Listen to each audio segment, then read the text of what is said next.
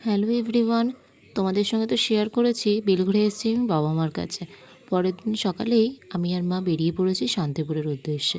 Shopping করবো আর শান্তিপুর যাবো না তা বললে হয়। ট্রেনে উঠেই আমরা বসার জায়গা পেয়ে গিয়েছিলাম, দুজন জানলার ধারে। সকাল সকাল যেহেতু বেরিয়েছি, বাড়ি থেকে তেমন কিছু খেয়েও আসা হয়নি, তাই উঠেই একটা বেদানার জুস খেয়ে নিলাম। বেরোনোর সময় বৃষ্টি হচ্ছিল, তবে ওয়েদারটা কিন্তু খুব ভালো, জার্নি করার জন্য বেস্ট ওয়েদার। তারপরে জুসটা খাওয়ার পর বাড়ি থেকে আনা সন্দেশটাও খেয়ে নিলাম। আর এই সন্দেশটা হচ্ছে আমার বেস্ট, এটা হচ্ছে কল্যাণীর ঢাকেশ্বরীর সন্দেশ।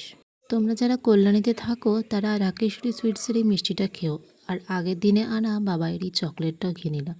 মিল্কি বার কিন্তু আমার খুব ভালো লাগে। তো কথা বলতে বলতে আমরা এখানে পৌঁছেও গেলাম। স্টেশন থেকে নেমে টোটো করে আমরা হাটে পৌঁছে গেলাম এবং পাশাপাশি দোকানও ছিল।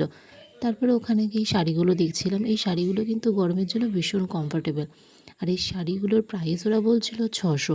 তুমি বার্গেনিং করলে হয়তো আর 10-15 টাকা কমবে, তবে খুব একটা বেশি বার্গেনিং এখানে হচ্ছিল না, বিশেষত এই শাড়িগুলোতে। তারপর এখানে কিছু ডিজাইনার ব্লাউজও দেখছিলাম, তেমন হয় পছন্দ হয়নি। মা দিদার জন্য কিছু ব্লাউজ নিল আর আমি আমার জন্য একটা ব্লাউজ নিয়েছিলাম, সেটা পরে কোনো একটা ভিডিওতে তোমাদের সঙ্গে শেয়ার করব। হাটটা যেহেতু অনেক বড়, ঘুরতে ঘুরতে এই পিওর সিল্কের দোকানটা চোখে পড়লো। আর এই শাড়িটা দেখো, প্রথমে তো আমরা ভেবেছিলাম এটা একটা বটল গ্রিন কালারেরই পিওর সিল্ক।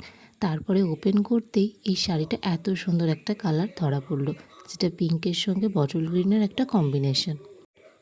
হাট থেকে বেরিয়েই এখানে আমাদের প্রচণ্ড গরম লাগছিল, আমি আর মা দুটো আখের রস খেয়ে নিলাম। তারপরে স্টেশনে গিয়ে ডিম টোস্ট, তারপর ট্রেনে উঠে বাড়ি।